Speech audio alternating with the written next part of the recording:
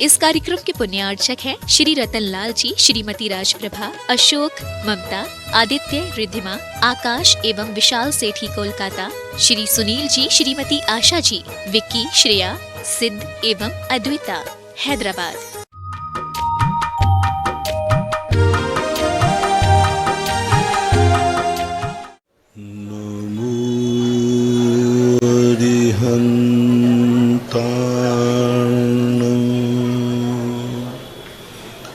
नमो सिद्धार्णं नमो आयर्याणं नमो वज्रायाणं नमो लोये सवसाहूणम्।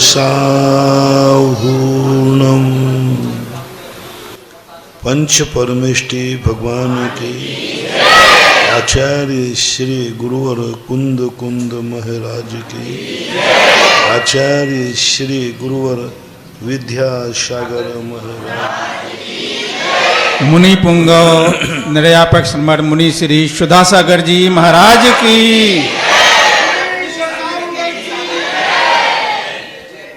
कटनी जिले के पास में है तेवरी ग्राम है और यहाँ पर आज यह जिज्ञासा समाधान का कार्यक्रम हो रहा है। यद्यपि एक कार्यक्रम आगे वाले गांव में भी हो सकता था, लेकिन यहाँ के लोगों की भक्ति को देखकर बड़े महाराज जी की ऐसी कृपा दृष्टि हुई, मुनियों के अंदर दया भाव तो रहता ही है, तो यहाँ के लोगों के लिए यहीं पर आज अपनी अपनी जिज्ञासा रखने का मौका मिलेगा। थोड़ी सी देर बाद आप लोग भी अपनी जिज्ञासा रखना। अभी ऑनलाइन के अनुसार पहली जिज्ञासा है पवन कुमार जैन और इनके मित्रगण हैं ईसागढ़ असुरनगर से। मेरे इष्ट गुरुदेव निर्यापक मुनि श्री सुधासागर जी महाराज जी को कोट सा नमन। आपकी जिज्ञासा है कि हे मुनिराज जी, हमारे यहाँ शांति धारा जो पढ़ी जाती है उसको बिना देखकर पढ़ते हैं, जिससे कुछ अशुद्धि होने का डर रहता है, तो उनकी यह प्रक्रिया सही है या गलत है? कृपया समाधान करने की कृपा करें। बिना देख के पढ़ने में कोई आपत्ति नहीं है, लेकिन यदि अशुद्धि होती है तो देख करके ही पढ़ना चाहिए। देखकर पढ़ने में कोई मान हानि नहीं होती। ये दिखाना कि हमें तो याद है, लेकिन यदि आप इस बात को लेकर अशुद्धि पढ़ते हैं तो गलत है। देखकर पढ़ना चाहिए, और या फिर याद करना है तो शुद्ध याद करना चाहिए। वैभव काला सूरत। मेरे आराध्य गुरुदेव के चरणों में कोट सा नमन। आपकी जिज्ञासा है महाराज जी, हम लोग अभी धर्म को समझते नहीं हैं, नए नए धर्म की ओर बढ़ रहे हैं, तो किस प्रकार से कौन सी क्रियाएं करें जिससे धर्म हमारे जीवन में धीरे धीरे प्रवेश करे? कोई बात नहीं, धर्म को नहीं समझते, अधर्म को तो समझते हो। जो अधर्म को समझता है, समझ लेना वही उससे उल्टा धर्म है। हिंसा को समझते हो तो अहिंसा को समझने की जरूरत, बस इतना समझ लो कि हिंसा अधर्म है, और जो अधर्म है मुझे छोड़ना है, फिर अहिंसा को समझने की जरूरत ही नहीं पड़ेगी। सबसे बड़ी चीज हमें अधर्म को समझना है, पाप को समझना है, हे को समझना है। हम धर्म को समझने जाते हैं और अधर्मी बने रहते हैं। हम किसी अच्छे कार्य को जाते हैं और हमारा कार्य सफल नहीं होता, क्योंकि व्यक्ति बाधक कारण को नहीं जानता। सबसे बड़ा किसी कार्य की सफलता के लिए 3 सूत्र होते हैं। पहला सूत्र, जो आप करना चाहते हैं उसके संबंध में क्यों करना चाहते हैं। आप धर्म करना चाहते हैं तो धर्म क्यों करना चाहते हैं, ये पहले अंदर से परिणाम बनाना चाहिए। कोई भी कार्य है, देखा सीखी कर रहे हो, मजबूरी में कर रहे हो, भय में कर रहे हो, लोभ में कर रहे हो, ये क्यों करना चाहते? फिर देखो ये धर्म कैसे किया जाता है। उसके पहले ये देखो कि ये धर्म करने में बाधक कौन है। सूरज की ज्योति पाने के लिए तुम्हें कोई प्रयास नहीं करना, बस बादलों को हटा दो, सूरज की ज्योति तो अपने आप मिल जाएगी। तो हम भली सूरज की ज्योति को न समझ पाए, इतना समझ लें कि ये बादल बाधक हैं और बादलों को हटा दो बस। तो अधर्म को समझो, पाप को समझो। क्षमा समझ में नहीं आया तो क्रोध को समझ लो। मान लो उत्तम क्षमा समझ में नहीं आया तो क्रोध तो समझ में आता है कि क्रोध से कितना नुकसान है। क्रोध नहीं करना चाहिए, बस आप क्रोध छोड़ दो, क्षमा की कोई जरूरत ही नहीं पड़ेगी। सुभी, सिमी, रिया और इनकी बहनें हैं साथ में। सिवनी से आपकी जिज्ञासा है, मेरे आराध्य मुनिवर के चरणों में बारंबार नमोस्तु। हम अपने पिताजी की 2 संतान हैं, बेटियां हैं, और हम दोनों ने आजीवन ब्रह्मचारी व्रत ले लिया है। हमारी जो साथ में सहेलियां थी उन्होंने भी ले लिया है। अब हम और कौन सा ऐसा धार्मिक कार्य करें जिससे हमें स्त्री पर्याय में जन्म न लेना पड़े, और अब हमारा जन्म हो तो पुरुष पर्याय में हो और हम मुनि बन के मोक्ष जा सकें, ऐसी इनकी भावना है। व्रत लेने का अभिप्राय यदि आपका मोक्ष है, व्रत लेने का अभिप्राय यदि आपका परमार्थ है, तो आप निश्चित समझना कि व्रत लेने वालों का जिनका परमार्थ लक्ष्य होता है, परमार्थ के लिए व्रत लेते हैं, उनको स्त्री पर्याय नहीं मिलती, नियम से पुरुष ही मिलती है। बहुत अच्छा। इसलिए अपना अभिप्राय चोखा रखो, अभिप्राय परमार्थ रखो, और परमार्थ का जो अभिप्राय है तदनुसार अपना आचरण करो, क्रियाएं करो, और जिस गुरु से व्रत लिया है वो गुरु तुम्हारे लिए जो व्रत देवें, जो आचार विचार बताएं, तदनुसार कार्य करो तो लक्ष्य की प्राप्ति हो जाएगी। ब्रह्मचारिणी रानी दीदी, प्रिया दीदी, पुसद, महाराष्ट्र। गुरुदेव के चरणों में कोट सा नमन।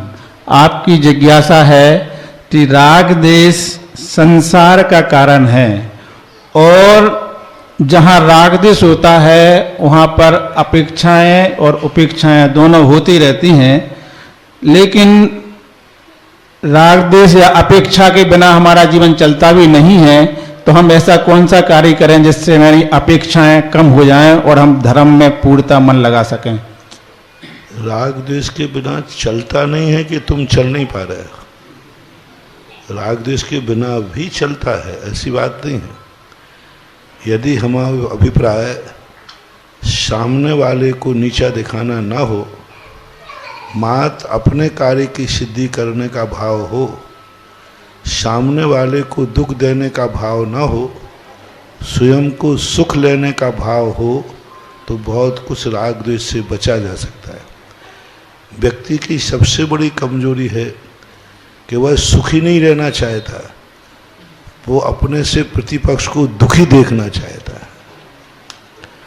उसको सुख में आनंद नहीं है, उसको आनंद कब है? जब हमारा सामने वाला दुखी हो, और वो जितना दुखी होगा उतना ही खुश होगा।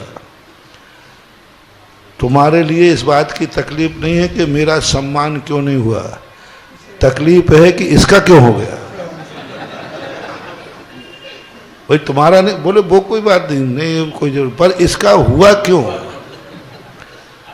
बस सबसे बड़ी जो दिक्कत है, और यही सबसे बड़ा विनाश का कारण है।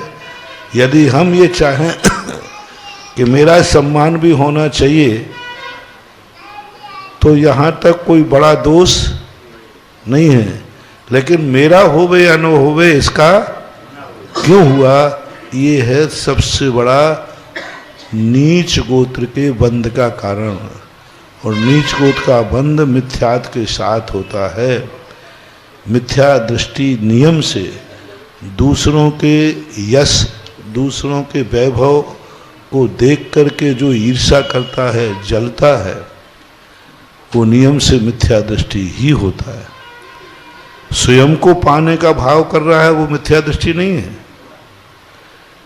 मेरा मकान बन जाए, ये मिथ्या दृष्टि नहीं है। इसका क्यों बन गया, ये मिथ्या दृष्टि है। अगृहीत मिथ्यात कहलाता है। सच्चे देव साध गुरु को पूज रहा है, सच्चे देव साध गुरु को मान रहा है, लेकिन अंदर में एक कषाय है कि ये इसको क्यों प्राप्त हुआ। तो स्वयं को प्राप्त करने में जैनागम दोष नहीं मानता।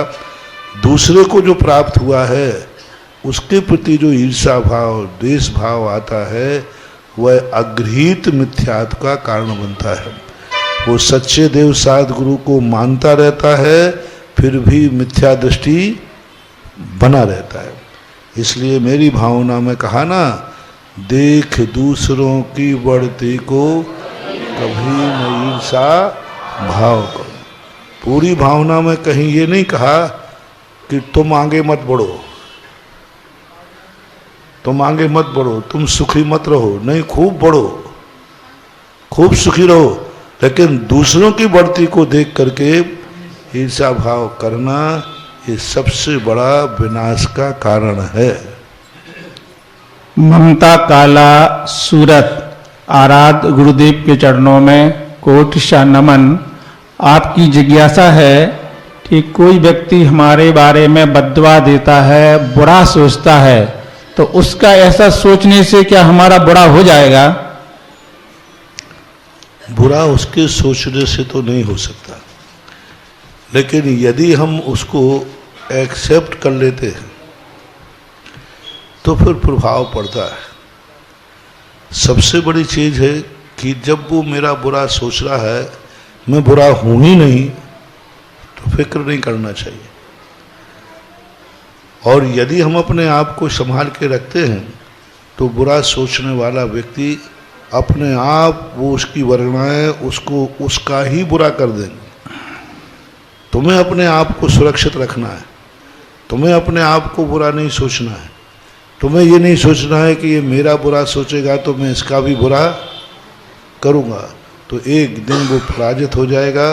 जैसे पारसनाथ, कमठ 10 भव तक पारसनाथ का बुरा सोचता रहा, लेकिन पारसनाथ ने एक बार भी नहीं सोचा।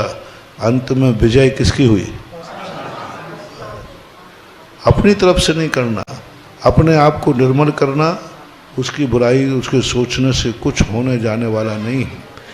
यदि दुश्मन की बद्दुआ लग जाए तो संसार में कोई व्यक्ति जिंदा ही नहीं रहेगा, क्योंकि हर व्यक्ति का कोई ना कोई दुश्मन है। अरे घर में भाई भाई का दुश्मन है,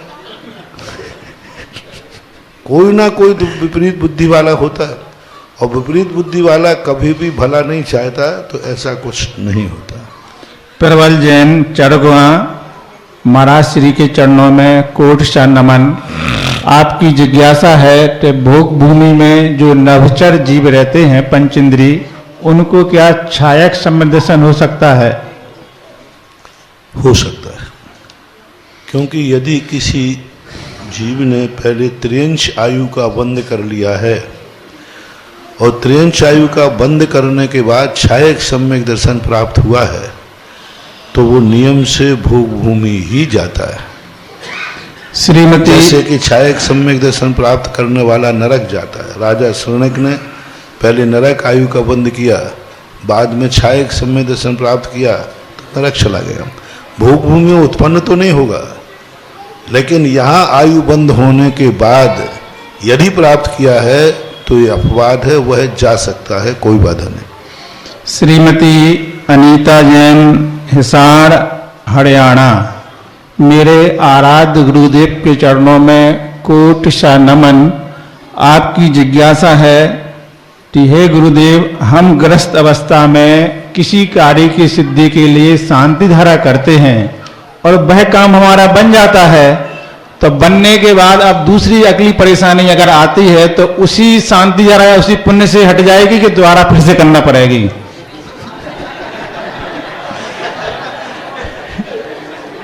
आज तुमने रोटी खा ली है, भूख मिट गई है, तो कल भूख लगेगी तो जो कल की खाई हुई रोटी काम आएगी कि नहीं खाना पड़ेगी?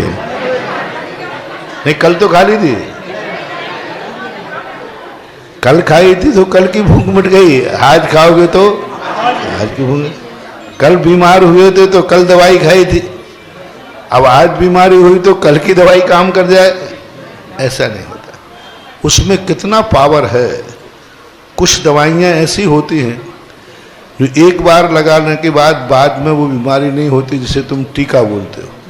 अभी लगी थी ना कोरोना की, क्या बोलते हैं, वैक्सीन। तो अब ये दवाइयाँ, अब ऐसी तुम शांति धारा वैक्सीन लगाओ कि जिंदगी में फिर दोबारा बीमारी नहीं हो, वो बात अलग है। लेकिन उसके लिए बहुत पावर शक्ति चाहिए, इतनी विशुद्धि के साथ वो शांति धारा हो कि वो जिंदगी भर काम कर जाए। हाँ, कुछ दवाइयाँ ऐसी हैं जो जिंदगी भर काम करती हैं, शांति धारा भी कर सकती है। एक बार की शांति धारा पूरी जिंदगी को भी सुखी कर सकती है, कोई बाधा नहीं। लेकिन उतनी विशुद्धि के साथ हो, उतना उसके साथ समर्पण हो, उतना श्रद्धान तुम्हारे लिए हो, तो ये होने में कोई बाधा नहीं है। और तुम्हारे सिद्धांत तात्कालिक हैं, तात्कालिक ही परिणाम है। आज मजबूरी किनकी शांति धारा में ताकत आती, जो अच्छे दिनों में भी शांति धारा करते हैं, उनमें ऐसी ताकत आती है। वैक्सीन कोरोना होने के बाद लगाना चाहिए टीका है, या पहले है? पहले। तो सुख के दिनों में, जो दुख के दिनों में ही मात्र करते हैं, वो बस उतने ही काम करेगा जितनी देर दुख है। और जो कहते हैं कि नहीं, मैं सुख के दिनों में भी शांति धारा करूंगा, तो फिर वो दुख आता ही नहीं। सुख में स्मरण जो करे, तो दुख काहे को होए, बस यही है। इसलिए ऐसा चाहते हो तो अच्छे दिन हो, सुख के दिन हो। आज हमारा बहुत अच्छा दिन है, आज हम भगवान की शांति धारा करेंगे, ऐसा भाव करना। जिज्ञासु हैं मध्य प्रदेश से, गुरुदेव के चरणों में विनय पूर्वक बारंबार नमोस्तु। आपकी जिज्ञासा है, हमें किसी के रिश्ते में साथ में रहने में मन दुखी होता है, लेकिन सब लोग हमें समझाते हैं कि साथ में रहो, साथ में रहो। ऐसी परिस्थिति में हम अपने आप को कैसे समझाएं? उसके समझाना ये चाहिए, तुम्हें किसी के साथ में रहने में दुख हो रहा है, तो तुम्हारे साथ भी कोई नहीं रहे तो कैसा लगेगा? सबसे बड़ी समस्या यही है कि ये दूसरे के साथ तो रहना नहीं चाहता और सारी दुनिया को अपने साथ रखना चाहता है। उस समय आपको सोचना है कि मेरे साथ कोई नहीं रहेगा तो क्या होगा। हम नहीं चाहते हैं कि मैं किसी के अधीन हूं, लेकिन यह भी मत चाहो कि मैं किसी को अपने अधीन करूं। अभी मैंने प्रवचन दिया था कटनी में, कोई भी व्यक्ति नहीं चाहता महाराज जी हमें किसी की नौकरी करना पड़े। त्योरी में चाहते? नहीं चाहते। हाँ महाराज नहीं चाहते, ऐसे गड़बड़ मत करो आप। नहीं, मैं गड़बड़ करते ही नहीं, मैं तो पूछता हूं। नहीं चाहते तो फिर एक नियम तुम ले लो कि मैं कभी जिंदगी में नहीं चाहूंगा कि हमारे घर में हमारे लिए भी कोई नौकर लगे। हर व्यक्ति नौकर तो बनना नहीं चाहता और अपने कार्य के लिए 2-4 नौकर चाहता है, बस सबसे बड़ी कमी है। जब नौकर बनना हमें अच्छा नहीं है तो दूसरों को नौकर बनाना उनको कैसे अच्छा हो सकता है? तुम नौकर बनोगे तो तुम बददुआ दोगे, तो वो नौकर बन रहा है तो वो भी बददुआ दे रहा है। तो ये अपने कोई भी चीज को, परिस्थिति को अपने ऊपर यदि हम ढालेंगे तो बन जाएगा कि तुम किसी के साथ नहीं रहते हो तो कोई तुम्हारे साथ नहीं रहेगा। फिर पोजीशन क्या है ये प्रश्न करो ना कि महाराज यदि कोई हमारा साथ ना देवे तो हम बड़े सुखी रहेंगे। चाहे बीमारी आ जाए, चाहे दुख आ जाए, चाहे कुछ भी हो जाए, भगवान मेरा कोई साथ ना देवे, हैं? कोई साथ ना देवे मैं किसी के साथ नहीं दूंगा ये ठीक है, लेकिन मेरा भी कोई साथ न देवे। दोनों में से दोनों नियम ले लो तो मैं आशीर्वाद दे दूंगा। अभी एक आशीर्वाद मांगा ना, मैं किसी के साथ रहना और मैं किसी को साथ रखना नहीं चाहता, तो ये गलत बात है। और जो समझाने वाले लोग होते हैं, यदि वो अपने हितैषी हैं, गार्जियन हैं, तो उनकी बात समझ लेना चाहिए। क्योंकि बड़े लोग जो होते हैं, कोई समझाते हैं तो उसमें कोई ना कोई हमारा भला ही है। तो आपको जो समझा रहे हैं उनकी बात पर गौर करना चाहिए, समझना चाहिए। कमलेश कुमार जैन, मित्तल, झिलाय तहसील, नेवाई जिला टोंक, राजस्थान। पूज्य गुरुदेव के चरणों में कोट शाह नमन। आपकी जिज्ञासा है कि मंदिर जी में नियत समय पर सामूहिक अभिषेक शांतिहारा करने व देखने से और अभिषेक में शामिल होने से इससे समाज पर क्या प्रभाव पड़ता है? बहुत बड़ा प्रभाव पड़ता है। एक व्यक्ति अकेला आता है, भगवान को अभिषेक करता है। उस अभिषेक को किसने देखा? स्वयं ने। उतनी ही ताकत है। एक अभिषेक हो रहा है, 100 लोगों ने देखा तो वह गंधोदक 100 गुना ताकतवान हो गया। 100 गुना ताकतवान हो गया, क्योंकि उसमें कितनों की दृष्टि लगी। इसलिए आपने देखा होगा, जब भीड़ ज्यादा होती है तो बोली भी ज्यादा बढ़ती है। बढ़ती है कि नहीं? और कोई नहीं हो तो लोग कहते हैं महाराज ये बोली मान बढ़ाई के लिए करते हैं। ये उनका सोचना गलत है। मैं भी वही सोचता था, लेकिन जब मैंने चक्रवर्ती का और सौधर्मेंद्र का विषय पढ़ा तब समझ में आया कि ये बोली भीड़ को देख के नहीं बढ़ा रहा है। वो कह रहा है जितनी आंखें हैं उतना ही गुना ये गंधोदक की ताकत बढ़ेगी। अब गोमटेल बाहुबली का पहला कलश देखने सारा जगत बैठा था। 11 करोड़ में बोली ली। वो पागल था क्या? और थोड़ा एक आध दिन रुक जाता 1100 में मिल जाती। बाहुबली वही थे कि नहीं है? बाहुबली वही थे, सब कुछ वही थे। रमेश बाबू आपकी वकालत क्या कहती है? अरे 2 दिन रुक जाओ 1100 में मिल जाएगा, क्या फर्क पड़ता है? कमरे का किराया तो ज्यादा लगेगा नहीं। उस पहली धारा को देखने के लिए सारा विश्व एक टक लगाए हुए। अब उस समय जो उन्होंने कलश किया और जो सारा वो अद्भुत है। कलश की कीमत होती। इसलिए सामूहिक रूप से किया हुआ कृत्य धर्म का प्रभावना का कारण बनता है और क्रिया में ताकत आती। भरत चक्रवर्ती कभी भी अकेले अभिषेक नहीं किया, उसने पूरे परिवार को बुलाकर बैठालता तब अभिषेक करता था। जन्माभिषेक सौधर्मेंद्र अकेला करता है और कोई नहीं करता, एक मत के अनुसार। लेकिन पूरे स्वर्गों को, देवताओं को सामने खड़े करता है। आप लोग अभिषेक देखने चलो। क्यों चलो? करना तो किसको है? सौधर्मेंद्र को करना है। केदार वो सबको नमन, सब लोग आओ यहाँ पर। जो सिद्ध पूरे चारों निकाय के देवों को मेरू पर्वत के चारों तरफ खड़े करता है और उस गंधो अभिषेक को करता है। क्योंकि जितनी आंखें श्रद्धा की देखेंगी उस गंधोदक में उतनी ही ताकत बढ़ेगी। इसलिए मैं सदा कहता हूं, कभी कोई हाली बीमारी हो जाती है, तुमने अकेले के आकर के शांत धारा करके आए हो तो उतनी ताकत है जितनी तुम्हारी भावना थी। और जितने बड़े महोत्सव का गंधोदक आपने लिया है, जिसको जितने ज्यादा लोगों ने देखा है, वह गंधोदक उतना ही ताकतवान है।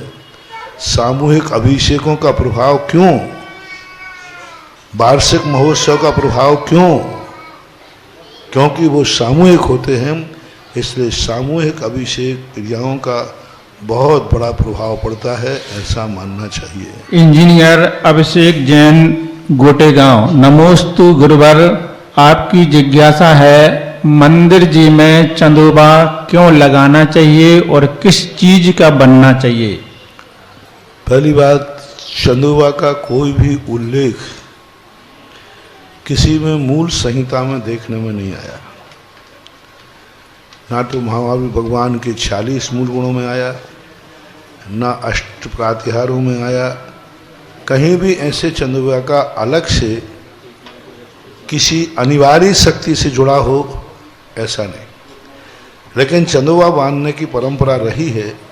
प्रथमान युग के ग्रंथों में चंदुआ का उल्लेख मिलता है, और वो चंदुआ का उल्लेख दो रूप में मिलता है। एक तो मिलता है शोभा, वैभव और उसके प्रति बहुमान, और दूसरा मिलता है जो आहार आदि में चंदुआ लगाते थे पहले, क्योंकि कच्चे मकान होते थे तो उनमें से धूल झक्कड़ गिरता था, इसलिए लगाए जाते थे।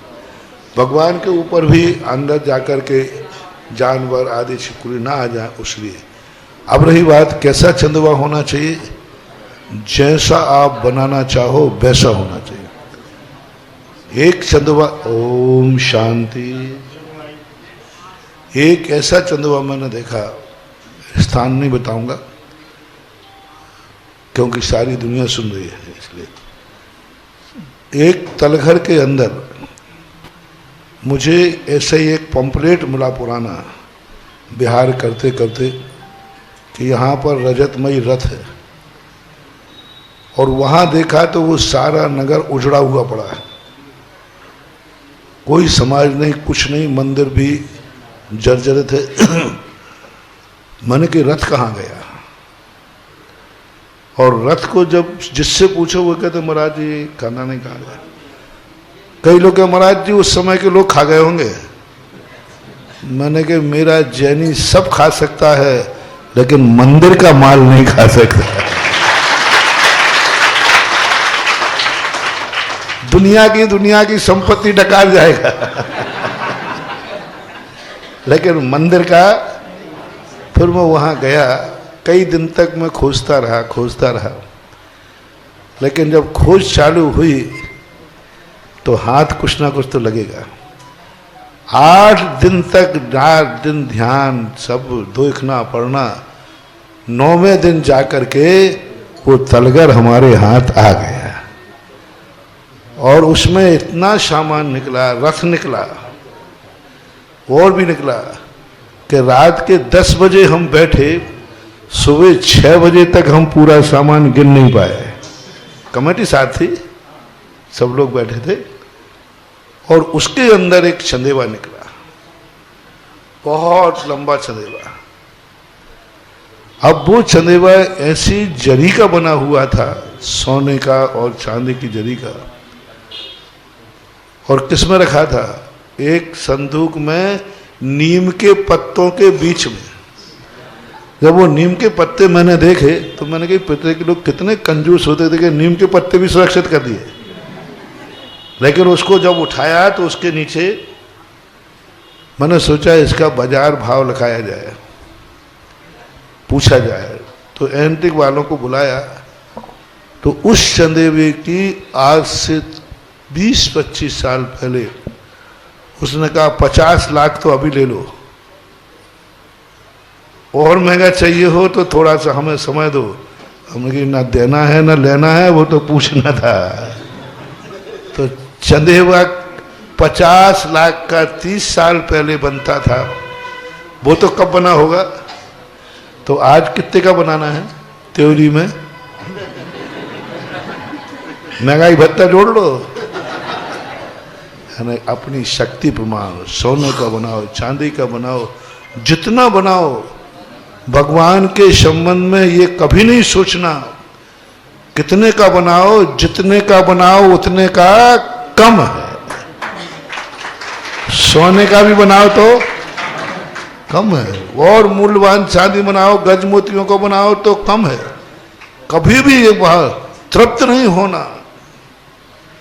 पापी जैसे पाप करने से तृप्त नहीं होता है, धर्मात्मा को कभी धर्म करने से तृप्त नहीं होना चाहिए। जितना कर रहा है क्या आना चाहिए?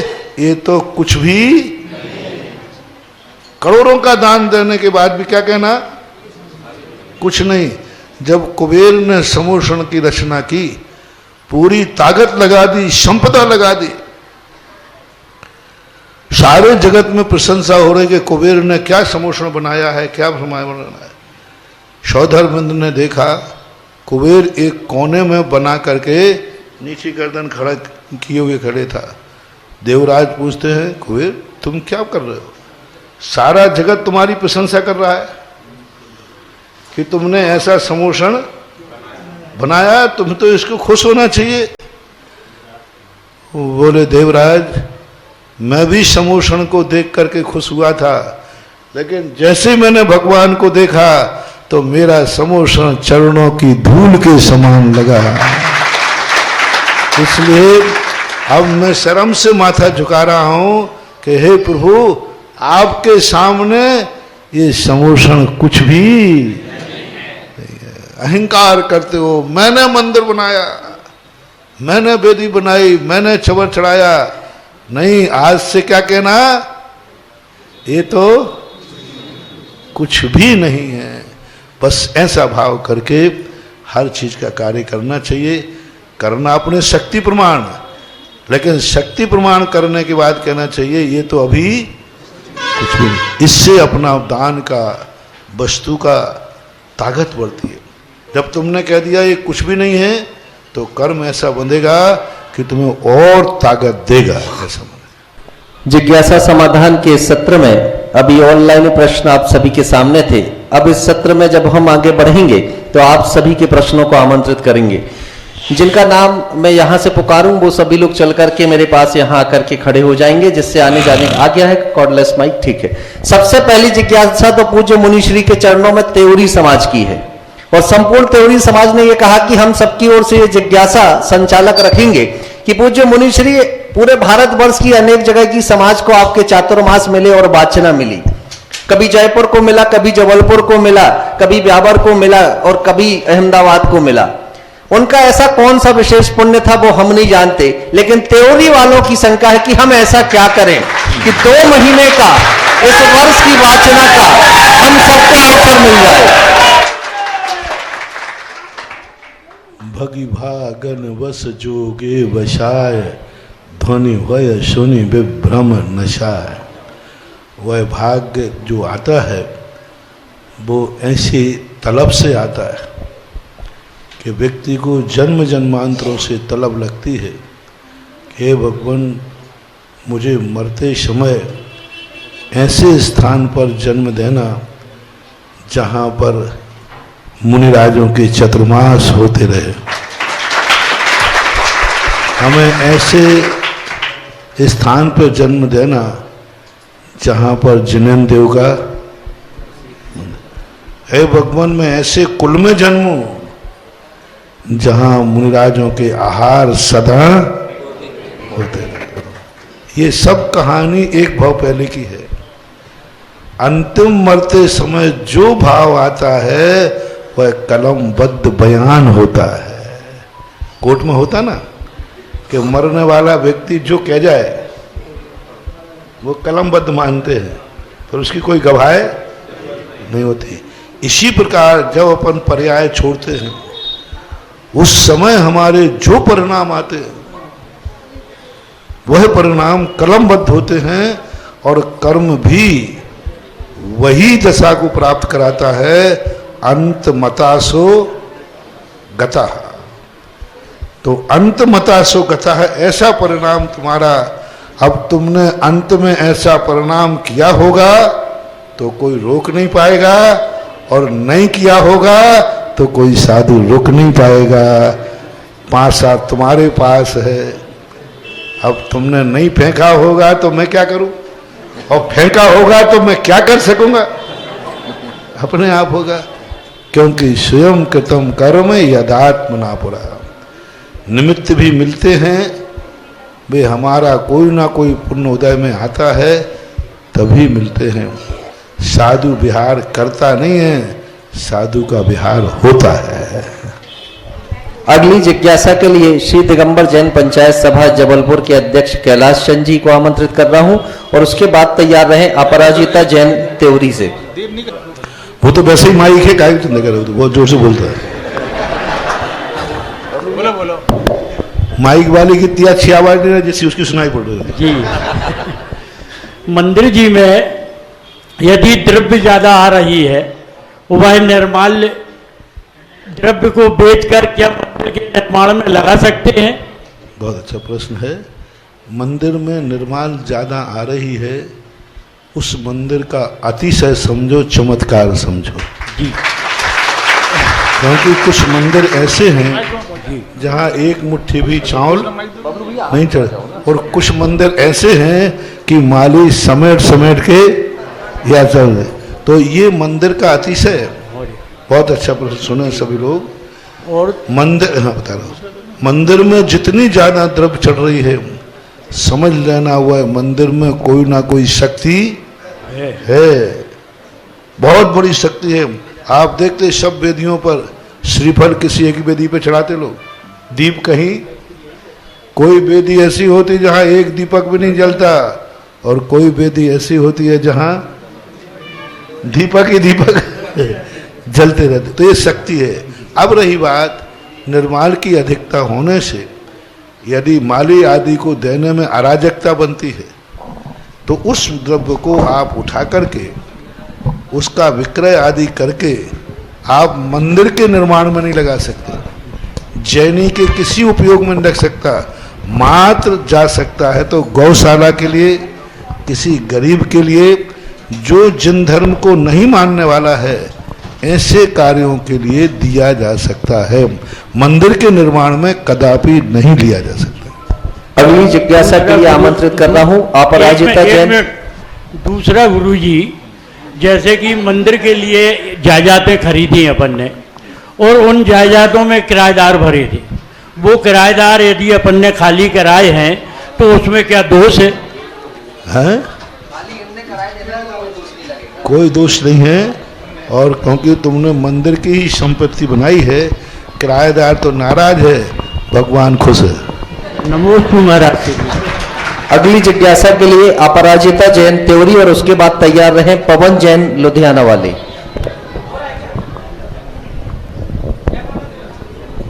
ये करें गुरुदेव। नमोस्तु नमोस्तु नमोस्तु।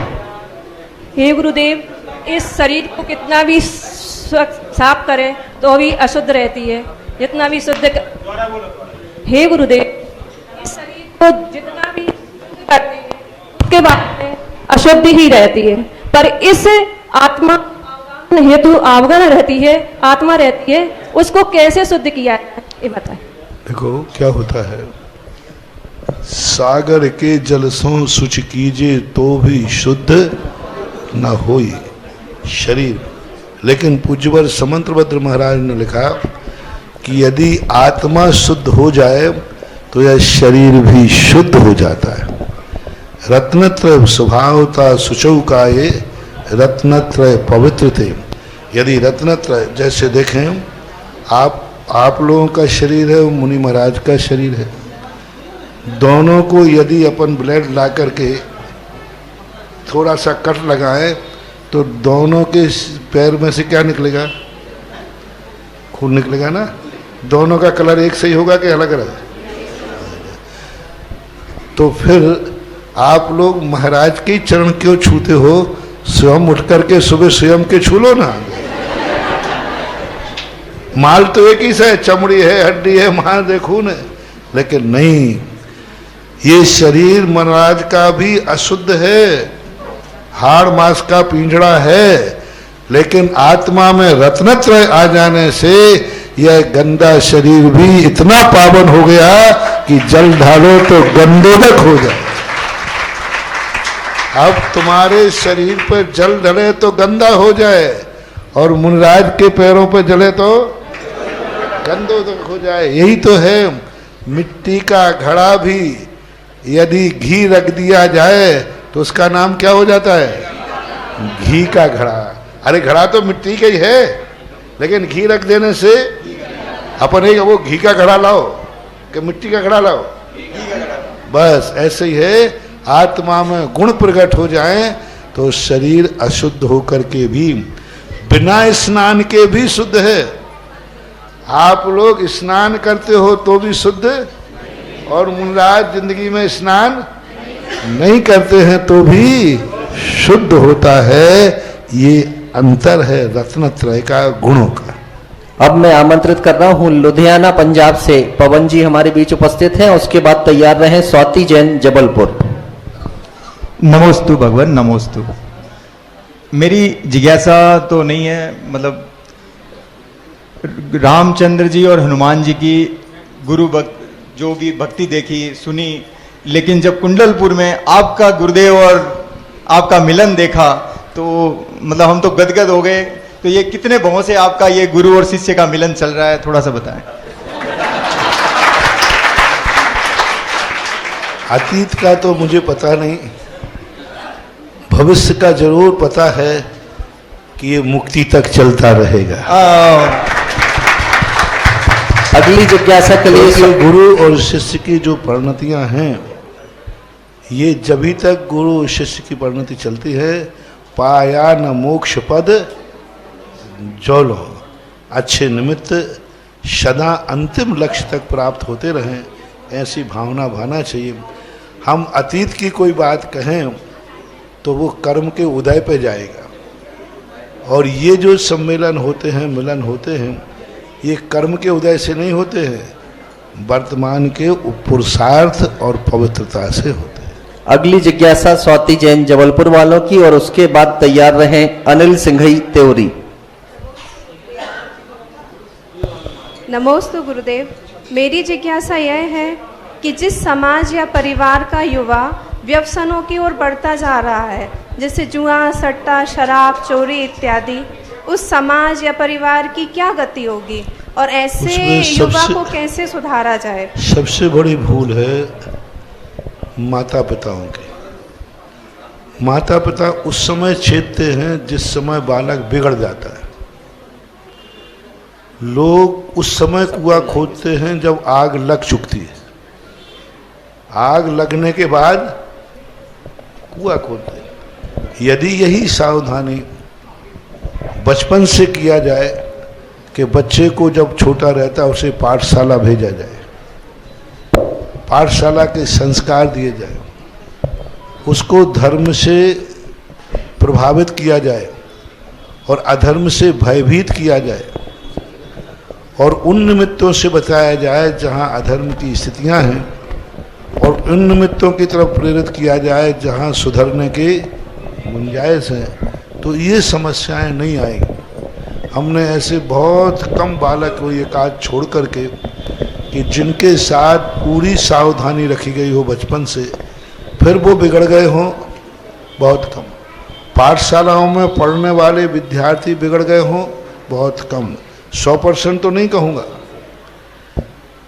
2-5% के एक्सीडेंट तो सभी जगह, लेकिन शुरू से बचपन से यदि हम बच्चे पर निगरानी रखें और सावधानी से संस्कार दें तो 95% बच्चों को बचाया जा सकता है। लेकिन बस वो सावधानी रखना है आपको शुरू से। पढ़ाने के लिए भेजते हैं तो देखें किस हॉस्टल में भेज रहे हैं, जहाँ वेज और नॉन वेज दोनों एक साथ होते हैं। अब उस हॉस्टल में तुमने भेज दिया तो बच्चा क्या करेगा? तो हमें देखना है कि हम ऐसा न पढ़ाएं जहाँ पर व्यक्ति की जिंदगी ही खत्म हो जाए। तो हमारे लिए सबका ध्यान रखना चाहिए, सावधानी। एक माता पिता बनना कोई कठिन नहीं है, लेकिन एक बच्चे का पालन पोषण करना सही ढंग से बहुत कठिन होता है, बहुत बड़ी जिम्मेवारी है। इसलिए माता पिताओं को सावधान रहना चाहिए। अपने बच्चों को नगर नगर में पाठशालाएं होना चाहिए। बच्चों को मंदिर तक नहीं ले जाते। पहले के बच्चे माताएं करती थी, जब तक बच्चा मंदिर नहीं जाएगा उसको चाय पानी नहीं मिलेगा। और बदमाश बच्चा है घूम के आ जाए तो कहते नहीं पहले तू तिलक लगा के आ। तो तब इतनी सावधानी रखते थे और बच्चों को पाठशाला भेजते थे। पाठशालाएं, हर मंदिरों में पाठशालाएं होती थी। आज पाठशालाएं तो खुलवा देते हैं, लेकिन समाज के बच्चे पाठशालाओं में बच्चे आना चाहते हैं, लेकिन माता पिता नहीं भेजते। तो अब हम क्या करें? हमने तो तुम्हारे बच्चों को बचाने के लिए बहुत सारे उपाय किए हैं, अब तुम नहीं बचा पाओ तो क्या करें? अगली जिज्ञासा अनिल सिंघई त्योरी। 108 पुंगलों श्री सुधा सागर महाराज की जय। एक मिनट। जो बिगड़ चुके हैं वे तो ठोकर खाने के बाद ही चेतेंगे, क्योंकि ठोकर खाने के बाद चेतेंगे जरूर, लेकिन ठोकर खाएंगे पहले फिर चेतेंगे। अगली जिज्ञासा अनिल सिंघई त्योरी, उसके बाद तैयार रहे मनु जैन त्योरी। 108 श्री पुंगलों सागर महाराज की जय। महाराज श्री, मेरी जिज्ञासा यह है कि जैन धर्म क्या हिंदू धर्म की शाखा है? जैन धर्म क्या हिंदू धर्म की शाखा है? नहीं, कदापि नहीं, क्योंकि जैन धर्म का हिंदू धर्म की शाखा हो ही नहीं सकती, क्योंकि जैन धर्म प्रजातांत्रिक धर्म है। यहाँ हर आत्मा को भगवान बनने की शक्ति है, भगवान बन सकता है, और वहाँ एक भगवान है, वही एक ही था, एक ही है और एक ही रहेगा। बहुत सा कोई भी सिद्धांत ऐसा नहीं है जो उसकी शाखा सिद्ध कर सके। जैन धर्म अनादि अनंत सनातन प्रभावान एक स्वतंत्र सत्ता है, जो अनादिकाल से चल रही है, अनंत काल तक चलेगी। काल दोष के कारण से जैन धर्म के फॉलोवर इसलिए कम होते जाते हैं कि जैन दर्शन वो पवित्र है जो गंदी आत्माओं में टिकता ही नहीं है, क्योंकि जैन धर्म आचार प्रधान धर्म है।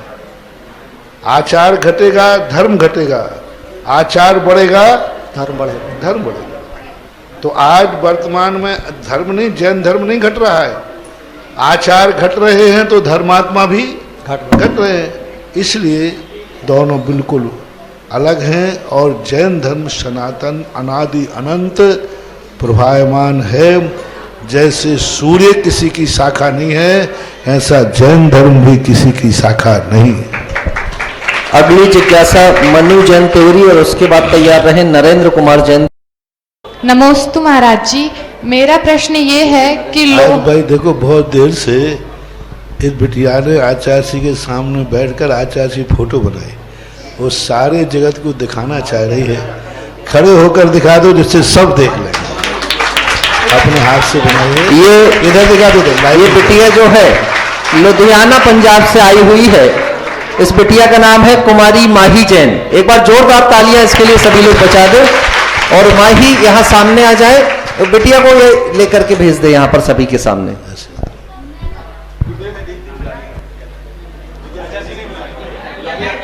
हाँ ठीक है। हाँ, अब जिज्ञासा के लिए मनु जैन त्योरी।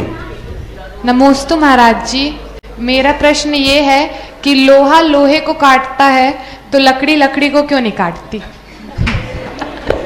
लकड़ी लोहा तो लोहे को काटती ही है, लकड़ी लकड़ी को तो जला करके राख कर देती है।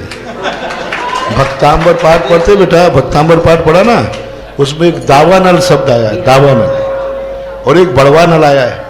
दावानल किसे होते हैं? दो लकड़ियां बांस की हवा चलती ना जब, तो इतनी उसमें रगड़ होती है कि चिंगारी और जंगल के जंगल भस्म हो जाते हैं। अभी ऑस्ट्रेलिया में कहाँ जाग लगी थी ना, वो लकड़ी लकड़ी से ही लगी थी, यानी लकड़ी लकड़ी टकरा जाए तो भस्म ही है, लोहा लोहा टकराए तो काटते ही है, भस्म नहीं करता। टकराहट सदा बुरी ही होती है। जल से जल टकरा जाए, जिसे बड़वानल बोलते हैं। बड़वानल किसे बोलते हैं? समुद्र में लगती है। क्या होता है, समुद्र में तूफान उठते हैं तो पानी से पानी टकराता है, और पानी से पानी टकराने से बिजली उत्पन्न होती है। आकाश से बिजली कब गिरती? गर्मी में कि बरसात में? हाँ, तो आकाश में जो बादल पानी है ये टकराते हैं, टकराने से बिजली गिरती है। टकराहट से कुछ ना कुछ रिएक्शन तो सभी में होता ही है। इसके बाद अगली जिज्ञासा नरेंद्र कुमार जैन त्योरी वालों की, और फिर तैयार एक व्यक्ति एक जिज्ञासा, चूंकि सभी का नाम आ जाए, सभी की जिज्ञासा हो जाए, और उसके बाद तैयार रहेंगे सौम्या जैन कटनी से। मुनिवर के चरणों में सत सत नमन, सत सत नमन, सत सत नमन। गुरुवर, गणधर परमेष्ठी तीर्थंकर भगवान को छू क्यों नहीं पाते? गणधर परमेष्ठी तीर्थंकर भगवान को क्यों नहीं छू पाते? औदारिक शरीर जो होता है, जब वो परम औदारिक हो जाता है तो वो नियोग है, उसको कोई स्पर्श नहीं कर सकता। वो उसकी शक्ति है ऐसी, उसका अतिशय है ऐसा, क्योंकि वो परम औदारिक शरीर को कोई छू नहीं पाएगा, ऐसा उसका स्वभाव है।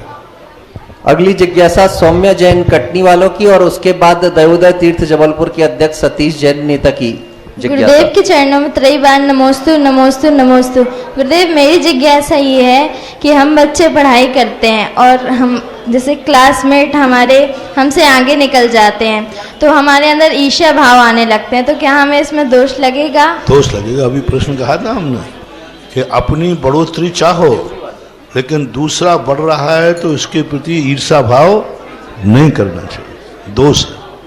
अगली जिज्ञासा दयोदय तीर्थ के पदाधिकारी उपस्थित हैं, अध्यक्ष सतीश जी नेता की होगी, और उसके बाद तैयार रहे श्रीमती रचना जैन गौरझामर। परम पूज मुनिवर के चरणों में पारंपर नमोस्तु नमोस्तु नमोस्तु। भगवान हम लोग निरंतर अभी गौशाला का कार्य कर रहे हैं। हम लोग को कई प्रकार की हिंसाओं से जुड़ना पड़ता है, कई बार जीव हिंसा हो जाती है, बड़ा पीड़ा होती है, तो उसमें हम लोग को किस प्रकार का दोष लगता है? जो कि मतलब संसार का ऐसा कौन सा कार्य है जिसमें भिड़ना नहीं पड़े? घर गृहस्थी चलती है तो उसमें भी संकट आते हैं, संसार है, यहाँ तो अड़चने आएंगी। हम ये नहीं कह सकते संसार में ऐसी कोई सड़क नहीं है जिस पर एक्सीडेंट नहीं हो सकता है, संसार की ऐसी कोई गाड़ी नहीं है जिसका कोई एक्सीडेंट नहीं हो सकता है, बस ड्राइवर की कुशलता चाहिए। इसलिए अड़चने तो आती रहेंगी, संचालकों की कुशलता चाहिए कि वह कैसे कुशलता से उन परेशानियों को पार करता है। अगली जिज्ञासा श्रीमती रचना जैन गौरझामर से, और उसके बाद मनोज जैन बहोरी बंद तैयार रहें। नमोस्तु महाराज जी, मेरे और मेरे परिवार की ओर से बारंबार नमोस्तु नमोस्तु नमोस्तु। महाराज जी, मेरी जिज्ञासा यह है कि पंच कल्याणक में जो व्यक्ति सौधर्म इंद्र बन जाते हैं, वो क्या दूसरे पंच कल्याणक में छोटे पात्र या छोटे इंद्र इंद्रानी नहीं बन सकते? बन सकते, कोई बात नहीं। राष्ट्रपति भी पार्षद का चुनाव लड़ सकता है, लड़े नहीं वो बात अलग है।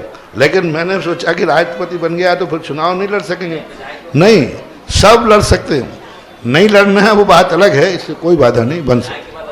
अगली जिज्ञासा मनोज जैन बहोरीबंद कमेटी के कोषाध्यक्ष उनकी, उसके बाद तैयार रहे श्रीमती रोशनी जैन निवार। महाराज श्री को बहोरीबंद तीर्थक्षेत्र कमेटी एवं सम्मेदगिरी तीर्थक्षेत्र कमेटी का बारंबार नमोस्तु नमोस्तु नमोस्तु। मेरी जिज्ञासा है महाराज श्री कि सम्मेदगिरी में 458 जिन प्रतिमा प्रतिष्ठित विराजमान है, जो आसपास कहीं भी नहीं है, किंतु जब कहीं विधान होते हैं, बड़े बड़े विधान होते हैं, तो वहाँ महाराज जी माता जी द्वारा वह प्रतिष्ठित प्रतिमाएं बुलाई जाती हैं और अभी तक हम देते आए हैं। किंतु जब भी प्रतिमा जाती है तो मन बहुत खिन्न हो जाता है और बहुत दुखी होता है कि हमने प्रतिमा जी क्यों भेज दी, कहीं कोई घटना ना हो जाए। तो क्या प्रतिष्ठित मूर्तियाँ जो वेदी विराजमान है वह भेजना चाहिए, दे देना चाहिए, नहीं देना चाहिए? हमारे यहाँ शास्त्रों में 2 प्रकार की मूर्तियों का वर्णन है, जंगम और अजंगम, चल और अचल मूर्तियाँ। जो अचल मूर्तियाँ हैं वो तो नहीं दी जाती, लेकिन जो छोटी मूर्तियाँ होती हैं ये चल मूर्ति कहलाती है। चक्रवर्ती भी अपने जिनालय से चल मूर्तियों को ले जा कर के 60,000 वर्ष तक पूरे 6 खंड में घुमाता रहा। पहले लोग यात्राएं करते थे, चल मूर्तियों को ले जाते इसलिए चल मूर्तियों को ले जाने में कोई दोष नहीं है, परस्पर में एक दूसरे को देने में भी कोई बाधा नहीं है। साधर्मी होना चाहिए, उसका सम्मान करने वाला होना चाहिए, तो सम्मान के साथ लेने देने में कोई बाधा नहीं। नमोस्तु। इसके बाद श्रीमती रोशनी जैन निवार वालों की जिज्ञासा, फिर तैयार रहें डॉक्टर बिमल सिंघई त्योरी वाले। नमोस्तु महाराज जी। पहाड़ी समाज की तरफ से पूज्य गुरुदेव सुधा सागर जी, पूज्य सागर जी के चरणों में बारंबार नमोस्तु नमोस्तु। महाराज जी, मेरी जिज्ञासा का समाधान तो आपके लास्ट क्वेश्चन से हो गया था, पर महाराज जी जो हमने अगले भाव में ऐसे भाव नहीं किए हों, आपके चरण हमारे गांव में नहीं पड़े महाराज जी, हम लोगों की बहुत इच्छा थी महाराज जी। अब ऐसा क्या प्रयास करें हम लोग कि आप जैसे गुरुओं के चरण पड़ते हैं? और महाराज जी दूसरी बात सोचना चाहिए, मेरे गुरु महाराज जिस गांव में चलेगा उसमें हम लोग सब चलेगा, ये मान लेना चाहिए। सुना है कि पहाड़ी से गांव में हमारे आचार्य से एक बार यहाँ पहाड़ी निवार वगैरह ऐसे गए थे, है ना।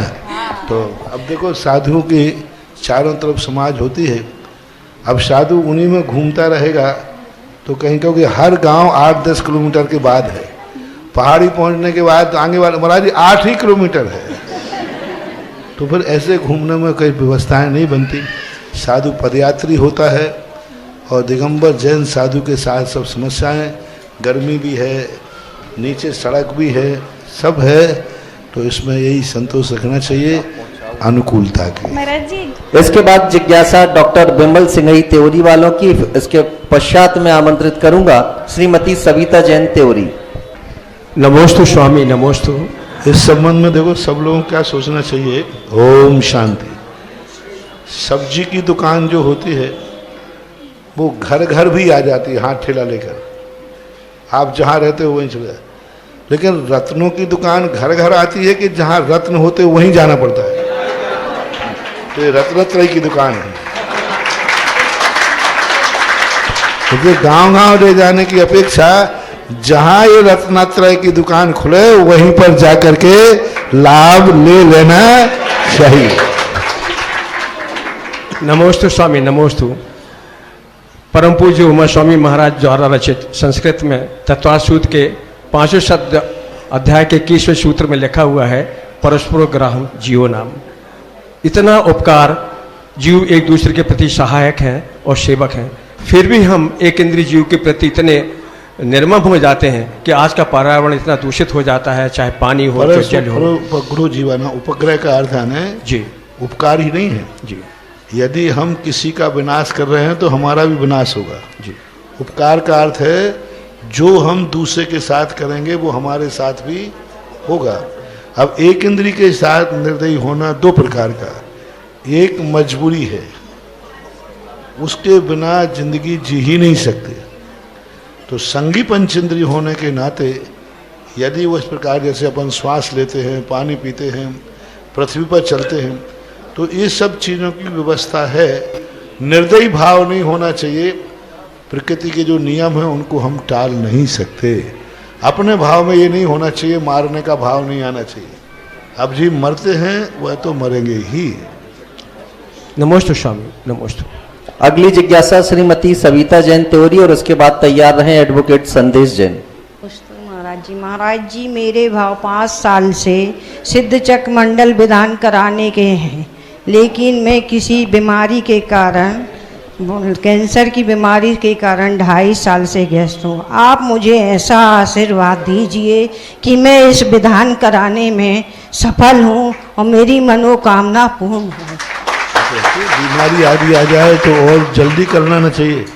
हो सकता है बीमारी में कोई चमत्कार, उस विधान में चमत्कार हो जाए। आप करें, करने के लिए भाव करें और कर सकते हैं। अभी इतने असमर्थ नहीं हैं, विधान को छोटे रूप में कर रहे हैं लेकिन कर लें। अगली जिज्ञासा एडवोकेट संदेश जैन की और उसके बाद तैयार रहें श्रीमती बिमला जैन त्योरी।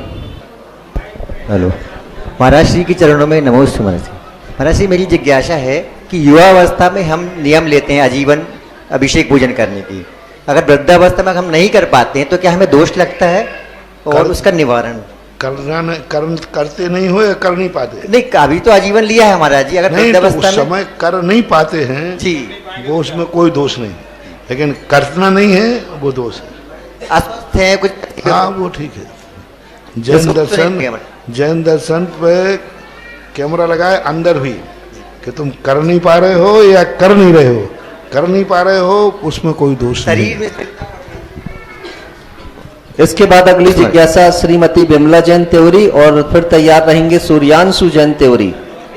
नमोस्तु महाराज जी, नमोस्तु मेरे परिवार वालों की तरफ से भी नमोस्तु महाराज जी। महाराज जी, अंतरात्मा और बहिरात्मा में क्या अंतर है? अंतरात्मा वह कहलाती है जो अपने अंतर आत्मा के स्वरूप को पाती है, उसका ध्यान करती है, उसका चिंतन करती है। बहिरात्मा वो कहलाती है जो बाहरिक समस्याओं को ही जिंदगी में लगी रहती है। जैसे शरीर है, इस शरीर को ही आत्मा मानना, बाह्य क्रिया कांडों से जो हमारी जिंदगी के लिए चलाने के कारण है उन्हीं को अपनी जिंदगी का लक्ष्य मानना बहिरात्मा है। जैसे आप लोग गृहस्थी हैं, भोजन करना ही हमारा लक्ष्य है, परिवार पालना ही हमारा लक्ष्य है, यानी संसार की क्रियाओं को ही अपने जीवन का अंतिम लक्ष्य बना लेना बहिरात्मा है। और संसार की क्रियाओं को समस्या बना करके परमार्थ की दृष्टि रखना ये अंतरात्मा का प्रारंभिक रूप है। देखिए, जिज्ञासा समाधान का समय सीमित है तो सभी लोग प्रश्न संक्षेप में रखेंगे जिससे सभी का नंबर आ सके। सूर्यांशु जैन और उसके बाद तैयार रहे संजय जैन त्योरी। गुरुवर के चरणों में त्रिबार नमोस्तु नमोस्तु नमोस्तु। महाराज जी, मेरी जिज्ञासा ये है कि सांसारिक जीवन में अगर किसी आध्यात्मिक व्यक्ति का संबंध किसी भौतिकता या विरासता में विश्वास रखने वाले साथी के साथ हो जाता है तो जीवन में सामंजस्य कैसे बनाए? सामंजस्य बन ही नहीं सकता। यही शक्ति बनाओ कि उसको अध्यात्म बना दो। स्वयं तो विलासी नहीं बनना, उसको भी अध्यात्मी बनाने का प्रयास करो और अपनी आध्यात्मिक शक्ति की ऐसे चमत्कार दिखाओ, आध्यात्म शक्ति का ऐसा अतिशय दिखाओ कि उन अतिशयों के कारण से वह भी आध्यात्म की तरफ प्रभावित हो जाए। जब व्यक्ति की कमजोरी होती है, जब व्यक्ति के दुख के दिन आए, उस समय आध्यात्मिक शक्तियों के चमत्कार बताओ। तो अपनी अध्यात्म शक्ति में यदि शक्ति है तो एक दिन उसे भी इस अध्यात्म की तरफ आना पड़ेगा। इसके बाद संजय जी की जिज्ञासा होगी और फिर तैयार रहे दिनेश जैन।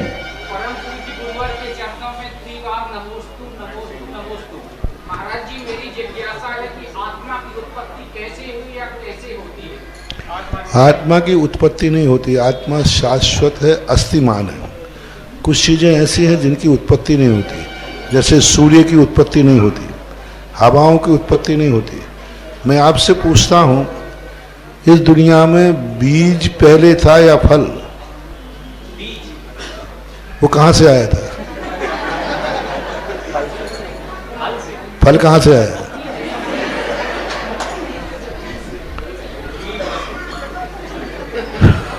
दोनों कहाँ से आए? यही बीज और फल की उत्पत्ति नहीं होती, इनका संबंध होता है। बीज अनादि है तो फल भी अनादि, यदि बीज अनंत काल से है तो फल भी अनंत काल से है। इसी प्रकार आत्मा आदि और अंत से रहित है, अनादि से थी और अनंत तक रहेगी। उत्पत्ति और अंत आत्मा का नहीं होता। इसके बाद दिनेश जैन जी की जिज्ञासा पूज्य मुनिश्री। उससे पूर्व एक मेरे पास एक प्रश्न आया है और ये प्रश्न सार्वभौमिक है, हर जगह की समाज के लिए है कि आज जो युवा वर्ग है वो तेजी से पैसा कमाने के चक्कर में शॉर्टकट के रास्ते अपना रहा है और जुए, सट्टे और मैच की तरफ वो प्रवृत्त हो रहा है। इससे वो आर्थिक हानि करता है, घर पर कर्ज करता है और पूरे परिवार को जो है उसका सामना करना पड़ता है, परिवार में असंतोष होता है। तो सभी का ये आग्रह है कि पूज्य मुनिश्री आपके माध्यम से कुछ ऐसी प्रेरणा मिले कि इस त्योरी समाज से कुछ ऐसी आवाज उठे कि पूरे भारतवर्ष का युवा जुए, सट्टे और क्रिकेट मैच जैसी बुराइयों से सदैव दूर रहे। ऋषभ देव ने इतना बड़ा उपकार किया था, इसलिए ऋषभ देव परमार्थ का उपदेश देने के लिए अवतरित हुए थे। लेकिन जब संसार की समस्याएं देखी तो उन्होंने हमें 60 कर्म दिए। मेहनत करो, जो कानून के, धर्म के, परिवार के खिलाफ कार्य होते हैं उनको करना। जुआ आदि जो खेलता है ये सब बहुत बड़ा डाकू है, क्योंकि डाकू वही नहीं है जो दूसरा का उठाकर लाए। जो बिना मेहनत के इस प्रकार से लेना चाहता है तो वो बहुत गलत है। ऐसा कर, आज तक संसार में कोई भी जुआ खेलने वाला कभी सुखी नहीं हुआ। कुछ दिन के लिए लगता है कि सुखी हो जाएगा, लेकिन वो अंत में जाकर के दुखी ही होता है। एक रात में पांडवों के क्या हाल हो गए थे। एक रात पहले इंद्रप्रस्थ के मालिक थे और एक रात के जुए में कहाँ चले गए, वनवास चले गए, दर दर की ठोकरें खाई, जो इतने पुण्यात्मा थे। इसलिए इन जुआ, सट्टा, डब्बा फब्बा आदि हैं, इन सब से मैं जैनियों से कहता हूँ, रे तुमने जैन कुल में जन्म लिया है, तुम्हारी हथेली में वो रेखा है कि जैनी कभी भूखा नहीं सो सकता यदि ईमानदार। क्यों जा रहे हो साइड में? जैनी आज तक कभी भिखारी नहीं मिला, जैनी आज तक बेलदार नहीं मिला, गरीब तो देखे। इसलिए तुम्हारे अंदर इतना है। ये सब ख्वाबें एक रात में लखपति बनने वाली का बातें शेख चिल्ली की हैं। और ये जो इन चीज़ों से सारा भारत, त्योरी जैसा गांव भी, मुझे लगता है कि यहाँ भी ऐसे मूर्खों की कमी नहीं होगी, दो चार तो निकल ही आएंगे कहीं। और ये भी देखा होगा तुमने, ऐसे लोगों का अंत कितना बुरा होता है, ये भी आप सबको देखने में आता है। हम तो शास्त्रों की बात कह रहे हैं कि इतने बड़े आदमी पांडव होकर के, लेकिन तुम तो खुद अनुभव करते हो कि ऐसे लोग कितने अमीर होते हैं और किस तरीके से बर्बाद हो जाते हैं। तो ऐसी गलतियां नहीं करना। आप अपना कम कमाएं, कम में संतोष रखें। इसलिए संतोष की बात हमारे जैनाचार्यों ने कही। हमारी किस्मत में जो है वह संतोष कहीं जाने वाला नहीं है, और हमारी किस्मत में नहीं है तो तुम किसी के कुछ भी करो, कभी समृद्ध होने वाले नहीं हो। इसके बाद दिनेश जैन जी की जिज्ञासा, फिर तैयार रहे श्रीमती अंगूरी देवड़िया तेवरी से। श्रीमती रीना जैन, मनीष जैन तैयार रहेंगे। मनीष जैन। भावना भावना चाहिए कि दुखी इंसान भी मतलब खुश हो जाए। हमेशा एक ही भावना होना चाहिए कि सामने वाले के पास जो कुछ वैभव है, हम उसको लेकर दुखी हो रहे हैं, कल के दिन हमारे पास आएगा तो दुनिया दुखी होगी, तब कैसा लगेगा। तो हमेशा एक भाव करना चाहिए कि उसका पुण्य का उदय है, उसने कोई अच्छा कर्म किया था तब उसके पास मिला, और मैंने अच्छा कर्म नहीं किया था इसलिए नहीं मिला। ऐसा संतोष भाव आना चाहिए। दुखी इंसान को कौन सा ऐसा करना चाहिए महाराज जी कि वो उसको मतलब ऐसी कौन सी भावना भाना चाहिए? सुखी इंसान को हमेशा एक ही भावना भाना चाहिए कि जैसा मैं सुखी हूँ ऐसा संसार सुखी हो, तो सदा वो सुखी बना रहेगा। जिनवाणी के ज्ञान ते शुज लोकालोक, शोवाणी मस्तक धरु सदा दे दुहु दो कायुष।